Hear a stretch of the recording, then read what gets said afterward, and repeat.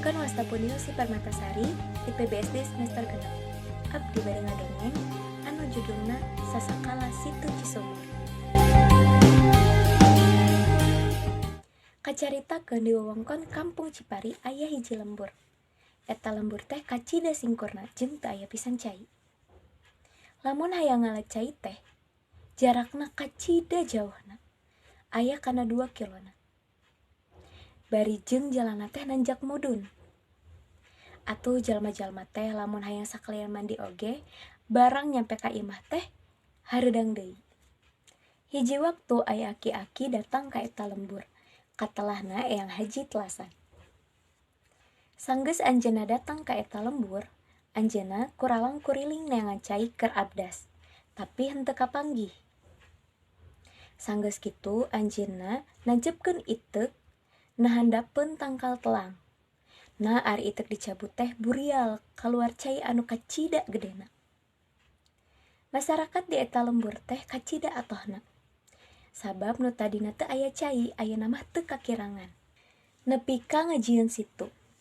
Cai anu ditancepkeun iteuk teh ngareka jadi sumur. Jadi we eta teh disebut Cisumur.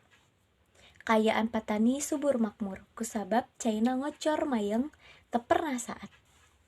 Sok manfaatkeun ieu cai pikeun masyarakat nu aya di ieu lembur. Tapi omat, ieu cai teh ulah dipake ngumbah piring. Saur Eyang Haji Telasan ka sesepuh nu aya di eta lembur. Sumuhun Eyang, hatur nuhun kana sagala bantosanana. Insyaallah ieu cai kusim kuring jeung warga nu aya di ieu lembur bade dimangpaatkeun. Saur sesepuh nu aya di eta lembur. Kacaritakeun di dayeuh lain aya hiji raja, katelahna Raja Anom. Raja Anom miboga watek anu resep hura-hura jeung para kancana.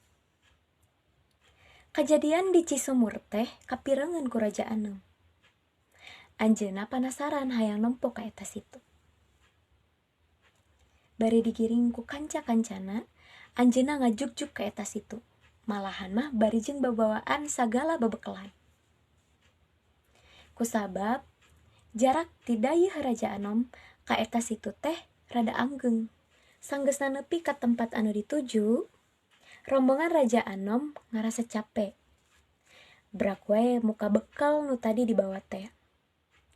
Sanggeusna dalahar, piring bekas dahar teh dikumbah di eta situ. Barang ngumbah piring, eta situ ngadadak saat sapada harita. Caina nepi ka orot, tinggal nu aya dina sumur bekas ditancepkeun iteuk. Kusabab kalurat ku cai, eta cai nu aya dina sumur teh nepi ka disiukan ku piring. Nepi ka ayeuna cai nu aya di situ Cisumur kaluarna dangdangrat. Lamun musim hujan, eta cai kaluar. Lamun musim halodo, eta cai saat. Sakitu dongeng Sasakala Situ Cisumur. Hatur nuhun.